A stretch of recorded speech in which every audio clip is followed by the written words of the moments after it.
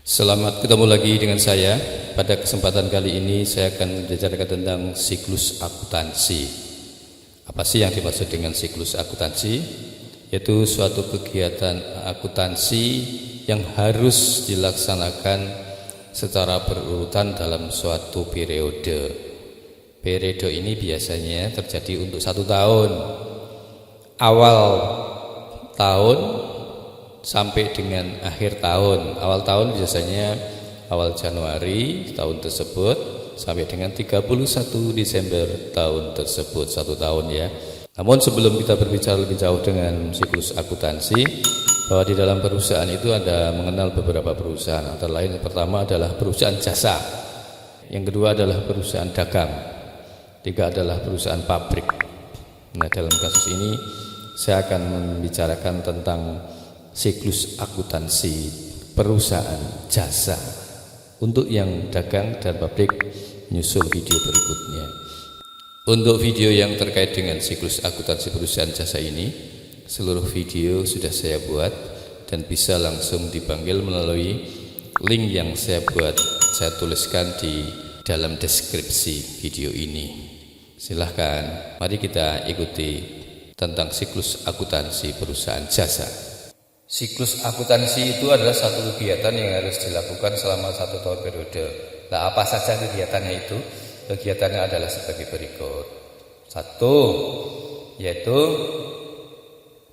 adanya neraca awal per Januari pada tahun tersebut.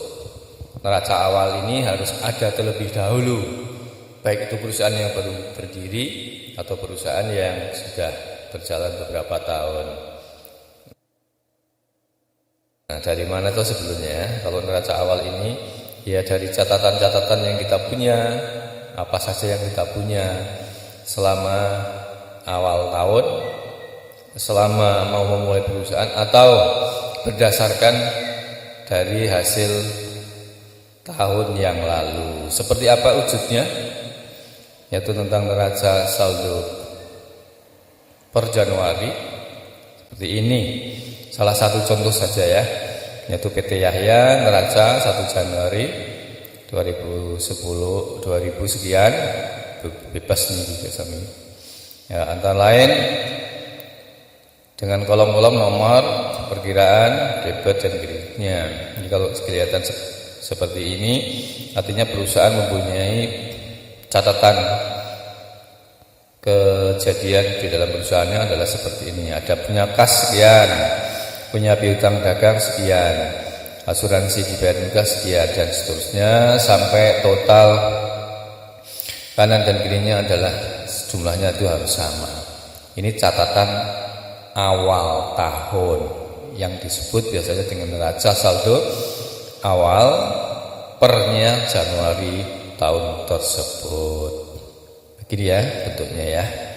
Ini adalah langkah pertama dari siklus akuntansi. Terus langkah yang kedua, yaitu kita mengumpulkan semua transaksi selama 1 tahun periode. Nah, transaksi itu apa saja yang kita kumpulkan? Ya, misalnya ada contoh satu ini, yaitu tentang kwitansi. Ini kwitansi. Contohnya ya. Ada lagi contoh yang lain tentang faktur. Ya, ada faktur. Ada lagi contoh yang lain tentang nota belanja apa.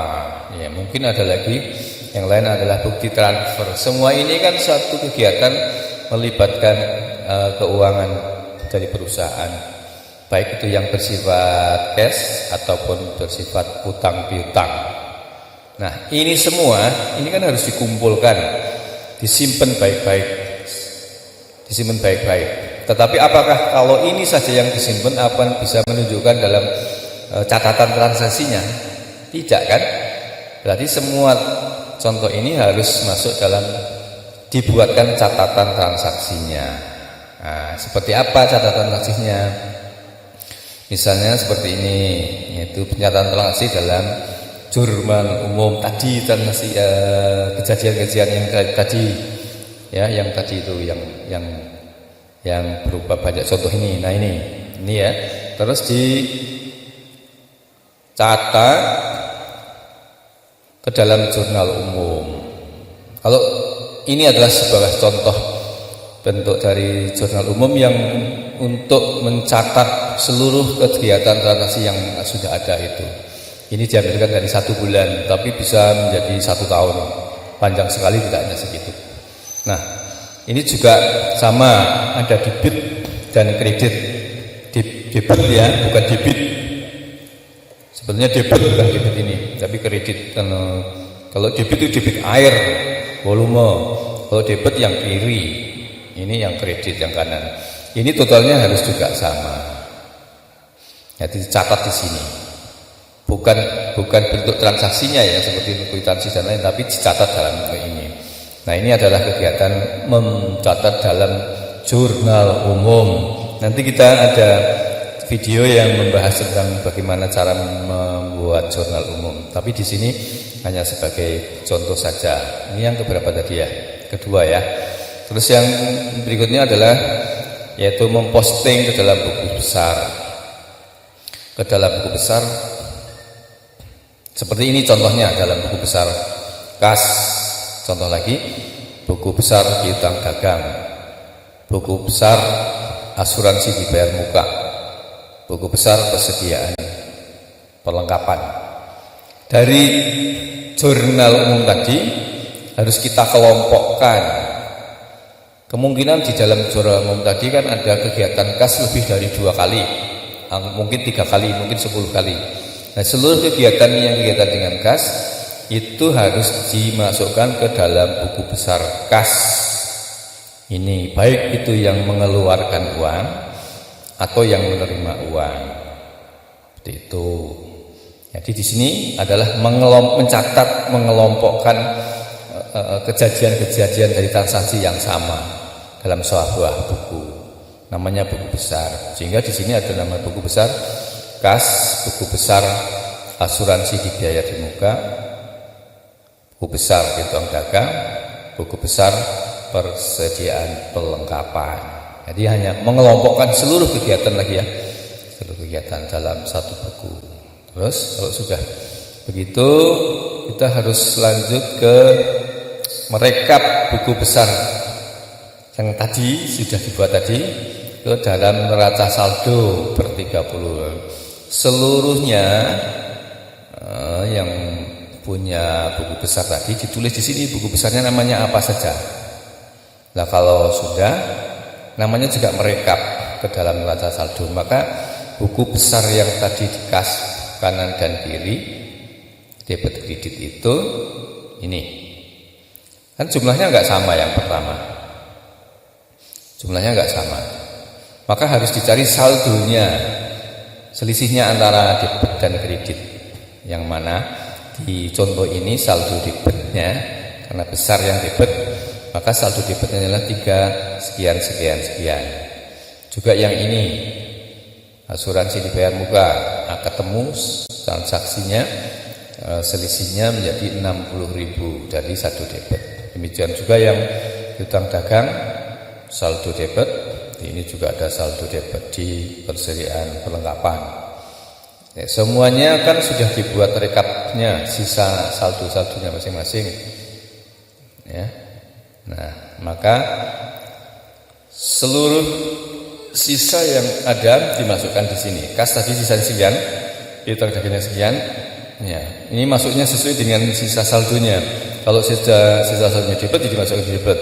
Kalau perkiraan itu sisanya di kredit, jadi dimasukkan di kredit. Semuanya dimasukkan di sini. Ya, sisanya, sisa-sisanya saldonya.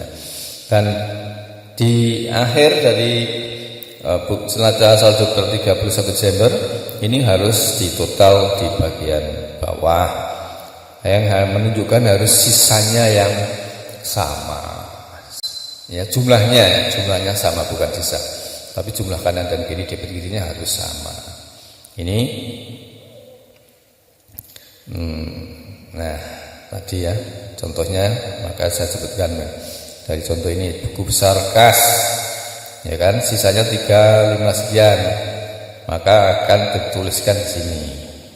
Nah, demikian juga yang piutang dagang dan semacamnya, demikian ya seterusnya. Kalau sudah selesai dalam itu harus dicari ayat penyesuaian pada akhir bulan, akhir tahun. Kalau ketemu misalnya banyak juga transaksi seperti jurnal yang tadi diumum tadi di awal, ini kan namanya jurnal ayat penyesuaian. Maka ada beberapa yang belum ditransaksikan, maka dibuatkan sini. Ini ya, dibuatkan catatan juga di sini. Kalau sudah dibuatkan catatan di sini, nah kita langsung mengarah kepada neraca lacur. Neraca lacur yaitu yang isinya adalah dari neraca saldo. Contohnya ini, neraca saldo itu yang ini tadi, neraca saldo yang kita buat tadi. Terus jurnal penyesuaian masuknya nanti sini. Ya.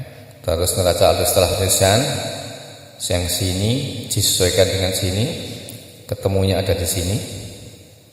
Terus ada laporan ke rugi laba, adalah semua transaksi yang pendapatan dan pengeluaran ditaruh di sini. Yang terakhir adalah neraca akhir. Neraca akhir adalah catatan daripada ini kas, piutang dan modal di sana ya. Jadi ini yang membedakan. Kalau rugi laba itu untuk pendapatan dan pengeluaran, sedangkan neraca akhir adalah catatan dari harta, piutang dan modal di sana. Ini kan kosong. Sedangkan ini juga yang kosong. Oke. Jadi neraca lacur adalah kumpulan dari beberapa catatan ya seperti lacur ini ya, panjang sekali ya. Mulai dari neraca saldo, terus ayat penyesuaian, setelah penyesuaian neraca saldonya, catatan rugi laba dan neraca akhir. Itu ya. Terus kalau sudah harus dibuatkan laporan keuangan yang terdiri dari laporan dari dasar neraca saldo tadi, laporan neraca dalam bentuk berikutnya adalah laporan rugi laba dan laporan perubahan modal. Seperti apa? Ini ya bentuknya kira-kira seperti ini. Sedang ini adalah laporan rugi labanya dan ini adalah hasil laporan perubahan modalnya. Begitu ya. Ini adalah salah satu siklus akuntansi dalam perusahaan jasa. Itu ya. Semoga menambahkan wawasan kita semua sebelum kita praktek ke dalam transaksi yang sebenarnya. Ini adalah kesimpulannya ada di bagian belakang. Ya, siklus akuntansi itu jadi yaitu neraca awal atau saldo per Januari. Yang kedua adalah transaksi kejadian akuntansi. Yang tadi pencatatannya dalam jurnal umum, terus posting ke dalam buku besar, rekap buku besar ke dalam neraca saldo per 31 di bulan tahun tersebut, terus neraca akhir dan terakhir adalah laporan keuangan. Demikian, semoga bermanfaat.